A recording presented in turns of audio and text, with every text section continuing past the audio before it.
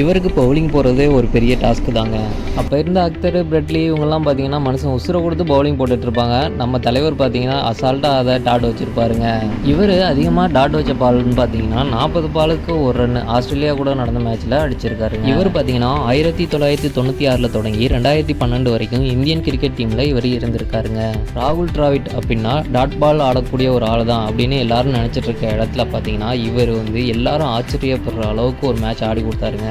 இந்த மேட்ச் பார்த்தீங்கன்னா 2003 இந்தியாவுக்கும் நியூசிலாந்துக்கும் நடந்த ஒன் டே மேட்சுங்க. இந்த மேட்ச்சில் பார்த்தீங்கன்னா 22 பாலுக்கு 50 ரன் அடிச்சிருப்பாருங்க. அதில் பார்த்தீங்கன்னா 5 4 அடிச்சிருப்பாருங்க, 3 6 அடிச்சிருப்பாருங்க. இந்த மேட்ச் பார்த்தீங்கன்னா எல்லாருமே ஆச்சரியப்படுற அளவுக்கு ஒரு அதிரடியான ஆட்டத்தை ஆடி கொடுத்துருப்பாருங்க. டெஸ்ட் மேட்ச்னாவே இவருக்கு பவுலிங் போட பயந்துட்டு இருந்த இடத்துல ஒன் டே மேட்ச்லையும் பயப்படுற அளவுக்கு ஒரு மேட்சை ஆடி கொடுத்துருப்பாருங்க. இந்த மேட்ச் பார்த்தீங்கன்னா 22 பாலுக்கு 50 ரன் அடித்து ஒரு பெரிய சாதனையாக படைச்சிருப்பாருங்க. இந்த மேட்சை பார்த்தீங்கன்னா ராகுல் டிராவிட்டோட ஃபேன்ஸு, இந்தியன் டீமோட ஃபேன்ஸு எல்லாருமே இந்த மேட்சை மறக்கவே முடியாதுங்க. அப்படியே இந்த வீடியோவுக்கு ஒரு லைக் அண்ட் சப்ஸ்கிரைப் பண்ணிடுங்க.